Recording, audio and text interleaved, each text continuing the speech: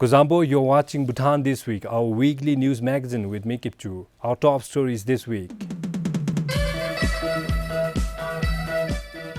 His Majesty the King listed among Time's 100 most influential climate leaders.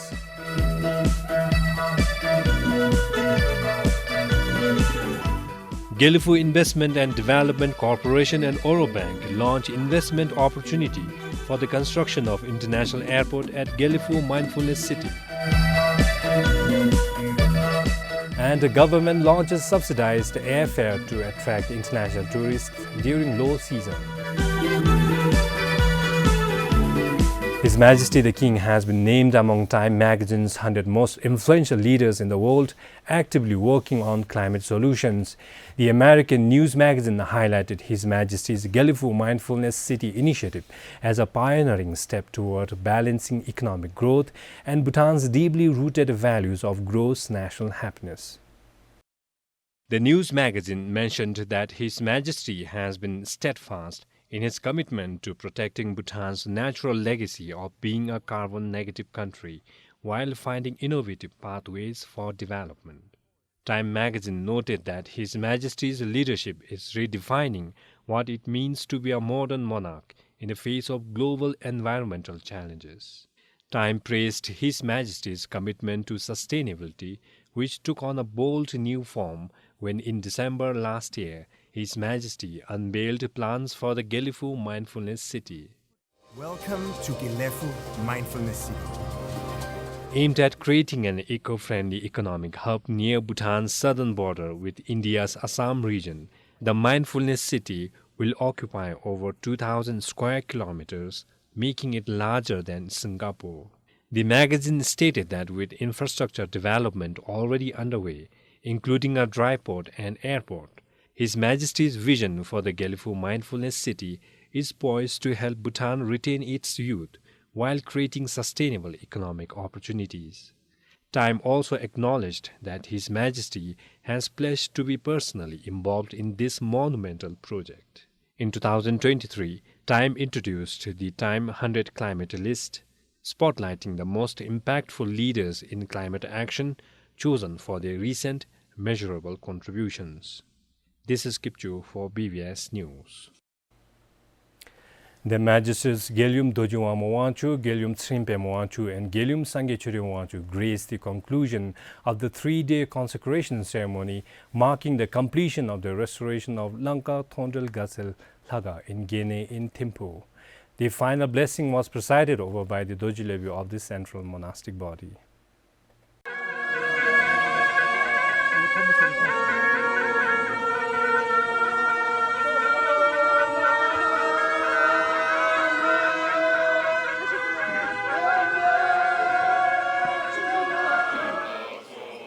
Their Royal Highnesses Princess Sonam Deshinwangchu, Princess Techenyanzwangchu, along with His Serene Highness Perotsana Rinpoche Ngawang Jigme Jigten Wangchu also attended the event.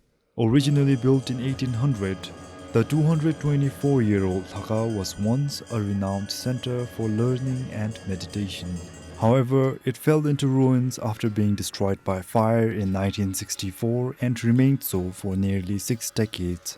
Now fully restored, the monastery has been rebuilt to serve as a center for spiritual practice and learning. Although the monastery appears new, it houses ancient relics that preserve its connection to the original, making this new structure just as sacred as the one that stood before.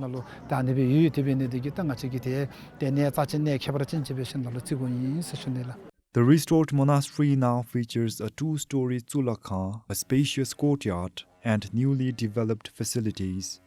These improvements are expected to complement the monastery's role as a sanctuary for prayer, learning, and meditation. When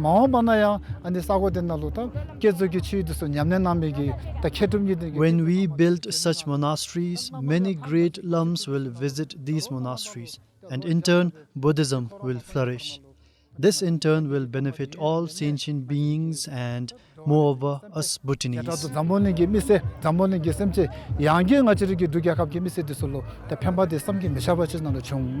Additionally, the renovated 𝗧𝗲𝗃 includes 9 𝗕𝗂𝗃, a nekha to house sacred relics, and a dedicated area for yoga practice. 𝗕𝗵𝗂𝗶𝗀𝗃𝗿, PBS News. Prime Minister 𝗧𝗵𝗂𝗁 chaired the 𝗕nci𝘃𝗃𝗵𝗂𝗐 𝗕𝗚𝗂𝗃 Environment Ministers meeting at the 29th Conference of Parties in Baku, Azerbaijan earlier this week. He said there is an urgent need for collaboration to protect the 𝗕ci𝘃 region's critical resources, recognizing the region's role as a source of water, biodiversity and cultural heritage. The Prime Minister said that shared transboundary challenges such as climate change, air pollution and biodiversity loss require unified regional action. Reaffirming Bhutan's commitment to conservation, the Prime Minister expressed Bhutan's readiness to partner with neighboring countries to build a resilient and sustainable 𝗕ci𝘃 region for future generations. 4 carbon-negative and carbon-neutral countries, Bhutan, Madagascar, Panama and Suriname, launched the G0 Forum at COP29 in Baku, Azerbaijan. The G0 nations have committed to policies that will reduce greenhouse gas emissions and conserve forests, wetlands and mangroves. They will operate with a rotating presidency among member nations with a permanent secretariat in Bhutan. We want to encourage all countries, all governments, all corporations to make ambitious targets, actionable plans to achieve net zero. This G0, although it's only 4, especially because it's only 4 countries, is going to become one of the biggest outputs of COP29. In what is described as a landmark initiative for promoting tourism in eastern Bhutan, a new gateway for international tourists entering and exiting India and Bhutan opened at Daranga in Assam. Assam Governor 𝗪𝗲𝗂𝗪𝗓 inaugurated the immigration checkpost in the presence of Prime Minister 𝗧𝗵𝗂𝗃. The integrated checkpost in Assam is located just 700 meters from 𝗕𝗵𝗂𝗪𝗓𝗃 border gate. This is now another entry and exit point for international tourists and Indian citizens visiting Bhutan. At the inauguration, Assam Governor 𝗪𝗲𝗂𝗪𝗓 said such initiatives are pivotal in fostering deeper ties between the two nations. Similarly, Prime Minister 𝗧𝗵𝗂𝗃𝗍 expressed optimism about the new opportunities the facility would bring for both nations. Assam government and the Bhutanese government, the Assam people and the Bhutanese people can do much more together to market our respective destinations together. Assam and Bhutan, 2 people from all over the world. Let's do this together. This is an important milestone for Bhutan, for Bharat and Bharat for Bhutan. And people are excited. So far, international tourists visiting Bhutan by land can enter and exit the country only through Phinsuling. Tourists can enter, both Indian tourists and countries other than India. We call it 𝗏𝗏𝗃. So third countries, tourists from other countries can also enter from 𝗕𝗵𝗂𝗃 and visit eastern part of Bhutan, central part of Bhutan and of course western part of Bhutan. So there is an option now, a different option from 𝗕𝗵𝗂𝗃. So it's a great news for tourism industry of Bhutan. It will be a huge benefit for tourism, which we have been waiting for a very long time, and we're happy that the Honorable Prime Minister has inaugurated this ICP here in Daranga today. 𝗕𝗵𝗂𝗃𝗍𝗺𝗃 is open for international tourists. Here in 𝗕𝗵𝗂𝗃, a group has been formed to operate a Lotus Valley Eco Campsite, so we hope tourists will visit. We offer trekking services, lunch and hot baths. As both nations look to harness the potential of this development, the facility could become a key gateway, benefiting both countries for years to come. For 𝗕𝗚𝗂𝗪𝗓 in 𝗕𝗵𝗂𝗪𝗃𝗧, 𝗕𝗵𝗂𝗪𝗔𝗂𝗪𝗔𝗂𝗪, PBS News. Now, in a major development aimed at driving the future of Bhutan, the Gyelephu Investment and Development Corporation, or GIDC, has partnered with the Oro Bank, the official digital bank of the GMC, to launch a nation-building campaign for the international airport at Gyelephu Mindfulness City. This initiative offers a groundbreaking opportunity for Bhutanese living overseas to contribute to Bhutan's future development. The initiative, a fixed-term deposit program, exclusive to non-resident Bhutanese, gives Bhutanese abroad the chance to invest in and support critical projects like the construction of a new international airport in 𝗕𝗵𝘂𝗀. His Majesty the King's recent discussions with overseas communities inspired this move, with many Bhutanese expressing a strong desire to support the GMC project. CEO of 𝗕𝗵𝘂𝗀 Investment and Development Corporation, 𝗪𝗲𝗲𝗿 said, This is more than a financial opportunity. It is a call to contribute to and actively shape our shared vision for a thriving, mindful, and resilient Bhutan. This is a very unique opportunity to build a new airport that will unlock global connectivity and become a key economic driver to bring prosperity for many generations. This is our chance to contribute to something greater, to realize the vision of 𝗕𝗵𝘂 Mindfulness City.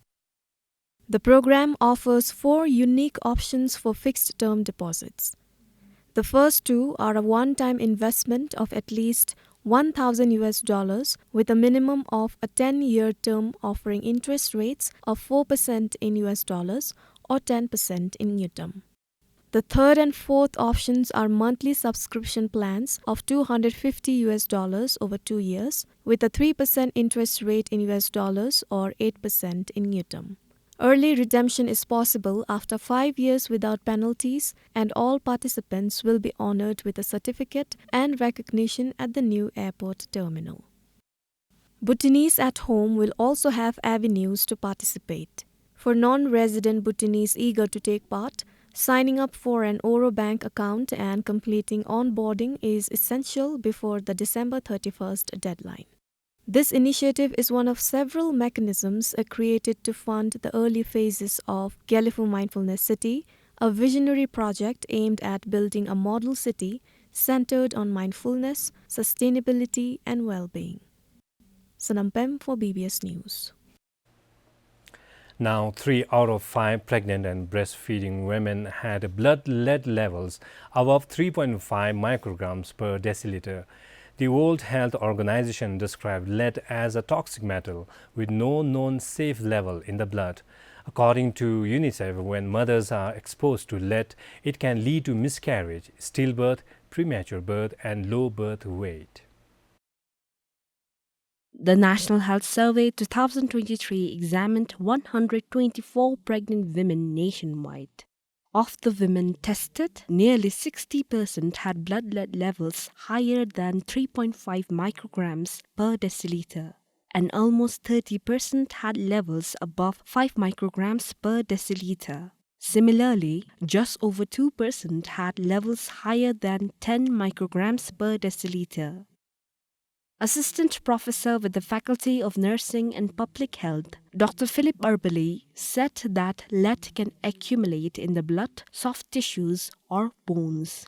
He added that in adults, about 90% of lead remains stable in the bones with fewer health impacts. However, it can be released into the blood and soft tissues during traumatic events such as pregnancy, accidents, or cancer. After 5 years of age, for most of us, it'll primarily be deposited in our bones. And so you have that basically as a reservoir of lead in your body. It's quite stable, but then during pregnancy, the mother needs more micronutrients, more calcium, more iron, different things. And if she's not getting it from her diet, calcium will start coming out of the bones. If lead has been deposited previously in their life, that lead will also come out too. According to the United States Center for Disease Control and Prevention, if a mother is exposed to lead, it can pass to her baby through breast milk and cause developmental problems for the child. However, Dr. 𝗕𝗵𝗂𝗶 advised that mothers should not stop breastfeeding as bottle or formula feeding can have more disadvantages than breast milk. He also added that lead exposure will affect the fetus and can harm the mother's health as well. Lead is deposited in the soft tissue, and it can be deposited into your blood vessels, your cardiovascular system, your kidneys, other places.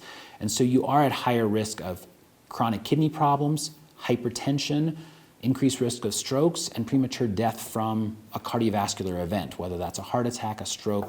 According to the doctor, if an individual is no longer exposed to lead, half of the lead in the blood and soft tissues can be removed within about 30 days.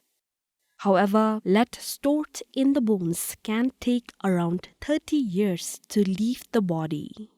The World Health Organization explains that people are exposed to lead through inhalation and consumption. To reduce lead exposure, it is recommended to avoid known sources of lead like lead-based paint, contaminated water, soil near areas with heavy traffic, and painting and construction workplaces, among others. People should also maintain good hygiene and eat a nutritious diet. 𝗕𝗵𝗂𝘁𝗲𝗺𝗍, PBS News. The Farm Machinery Corporation Limited (FMCL) will purchase priority crops such as rice, wheat, quinoa, soybean, peanuts and maize directly from farmers. This initiative, part of the price guarantee scheme under the government's economic stimulus program, aims to make these crops more affordable in the market. The scheme seeks to enhance food security and ensure a reliable domestic food supply by making these products available in the market at a fair price.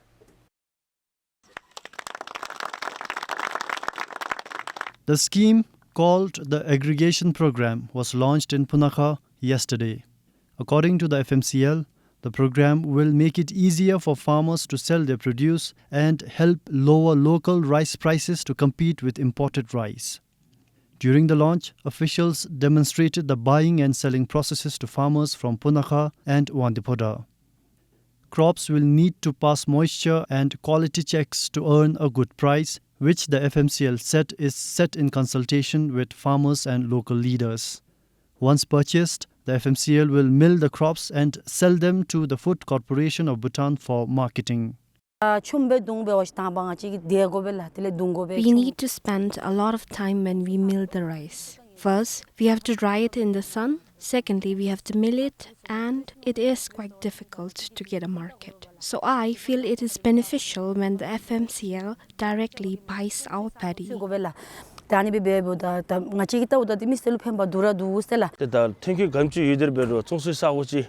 Even if we have a huge production, it is useless if there is no market. We have a serious problem. So with this initiative, the FMCL is giving us a great opportunity to work harder and achieve the reward of our hard work. With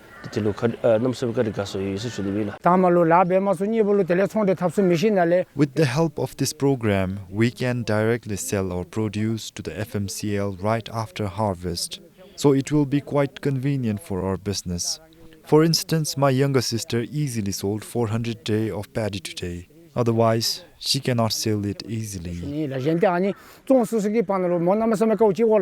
However, the FMCL will only purchase new harvest and not old stock from farmers. We have to start this new program with new products. We have to work towards the trust of our people. Likewise, we can supply quality products to our people. This year, the FMCL plans to purchase nearly 2,000 tons of paddy, wheat, quinoa and maize, with other crops to be bought from next year.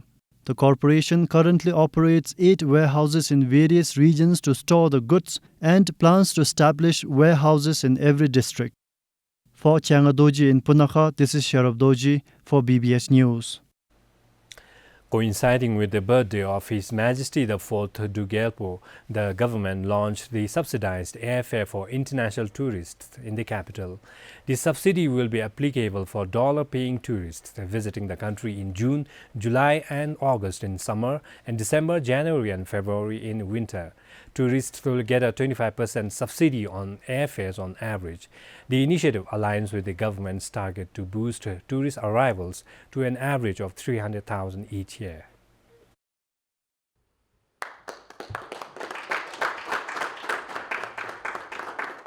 At the launch, Finance Minister Lekki Doji said, though tourist arrival record shows steady improvement after the pandemic, the growth is still low.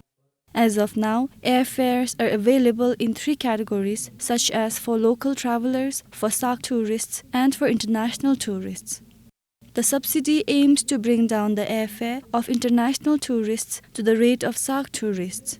The government hopes that the initiative will help revive the tourism industry. The subsidy will be paid to the Druk Air and Bhutan Airlines on a per-ticket basis monthly from the government's internal revenue. Airlines and tour operators shared that this initiative would help in bringing more tourists to the country.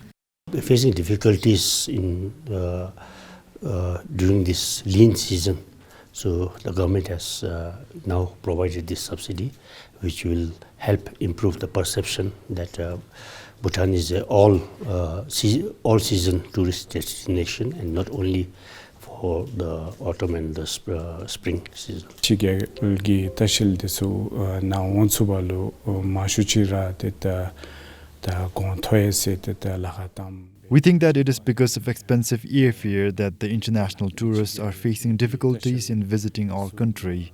Now that the government has reduced the airfare, we hope the tour operators can bring more tourists. In the first 3 quarters of this year, the country received over 95,600 tourists, of which 31,000 are international tourists. The subsidy will be implemented for 1 year starting next month. For 𝗧𝗵𝗂𝘁𝗲𝗺, this is 𝗕𝗵𝗂𝗁𝗲𝗿 for BBS News. Now in sports, the Bhutanese athlete 𝗕𝗵𝗂𝗫𝗂𝗺𝗍 has won the 2 medals at the 15th World Bodybuilding and Physique Sports Championships 2024 in the Maldives. The 32-year-old claimed gold in the men's fitness physique over 170 centimeter category and secured a silver medal in the men's athletic physique up to 182 centimeter category. Meanwhile, the 3 other athletes representing Bhutan did not finish in the top 5 of their events. And that's it for this week. Do join us as we bring you the next edition of the program next week. Take care and see you soon.